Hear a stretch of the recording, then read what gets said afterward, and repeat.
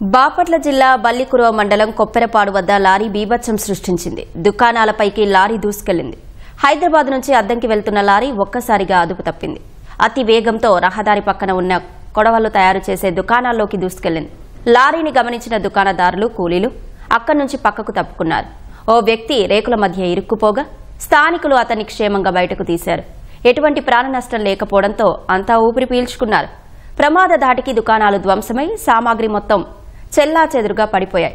ప్రమాదానికి కారణమైన లారీ డ్రైవర్ను స్థానికులు పట్టుకుని బంధించారు.